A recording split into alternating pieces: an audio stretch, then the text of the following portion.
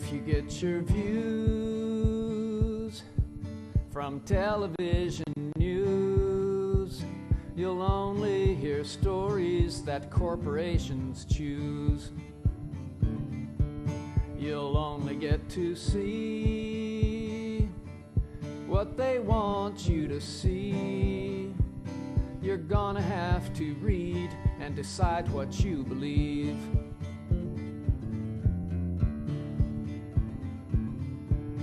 We all watched in horror 911. The planes hit the towers and the towers came down. Did you ever wonder how they fell so fast? Well, maybe that's a question that we're not supposed to ask.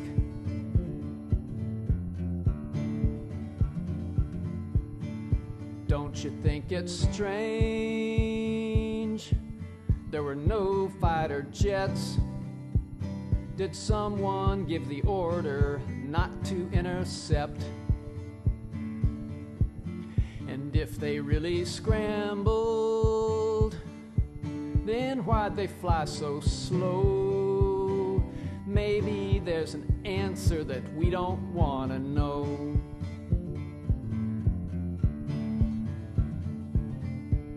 And where was our president? George W., that fool.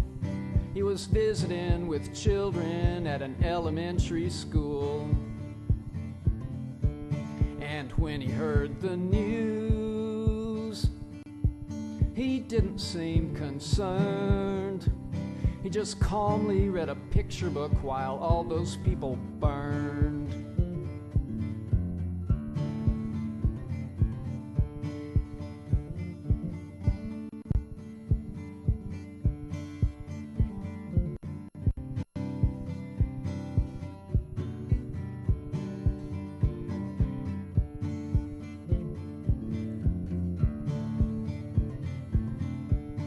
The Bushes and Bin Ladens.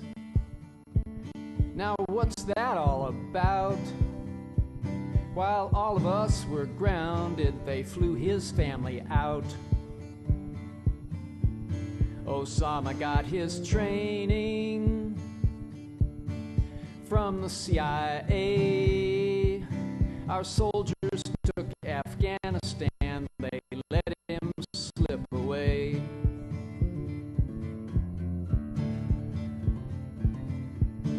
A new Pearl Harbor was their big chance to launch 2 wars that they'd planned in advance.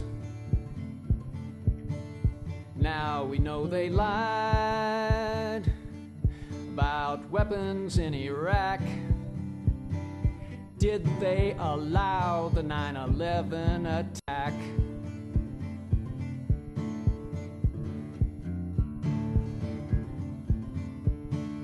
If you get your views from television news, you'll only hear stories that corporations choose. You'll only get to see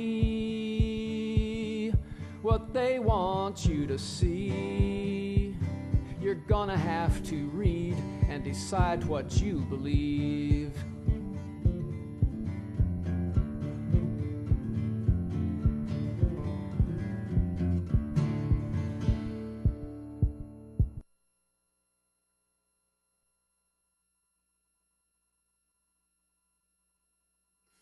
Hi, welcome to 9/11 Was an Inside Job, Season 3, Episode 3. We're really moving right along.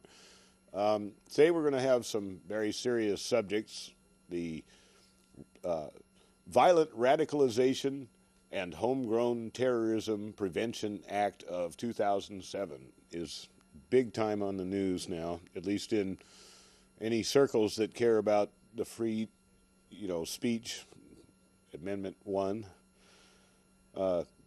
But first we're going to start out with a little bit of a enjoyable nature here, a clip of an enjoyable nature. Remember back in November when Charlie Sheen wrote that 20-minute script? Well, it was a script called 20 Minutes with President Obama. It was the basis of a contest that they presented. A $10,000 prize went to the winner of the contest, and we kind of never went back to it after we announced that they were having that contest. But I recently got a copy of the winning video, and we're going to play that right now, as a matter of fact. This is it's a 10-minute clip of the 20 Minutes with President Obama. And this is the script that Charlie Sheen wrote, done by, basic homespun actors. And, well, enjoy. I'll be back.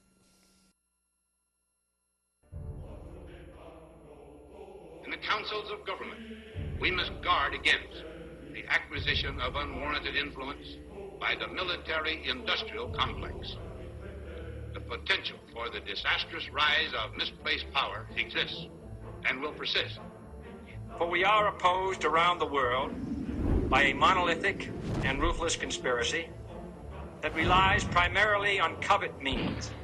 It is a system which has conscripted vast human and material resources into the building of a tightly knit, highly efficient machine that combines military, diplomatic, intelligence, economic, scientific, and political operations.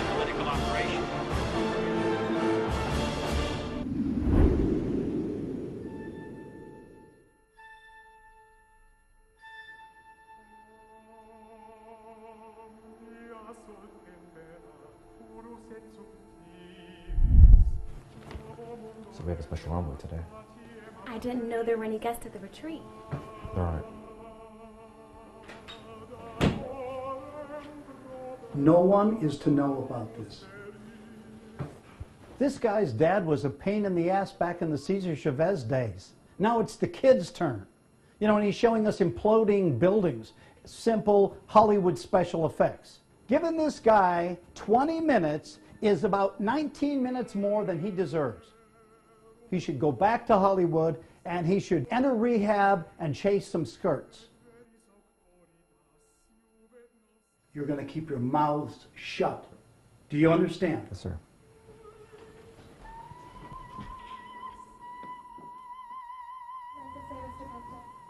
Charlie. Good afternoon, Mr. President.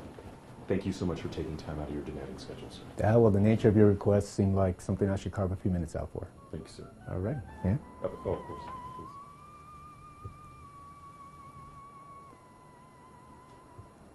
Well, I should start out by pointing out to you, sir, that I voted for you as your promises of hope and change, transparency and accountability, as well as the concept of putting the government back into the hands of the American people, struck an emotional chord in me, which I hadn't felt in quite some time, perhaps ever.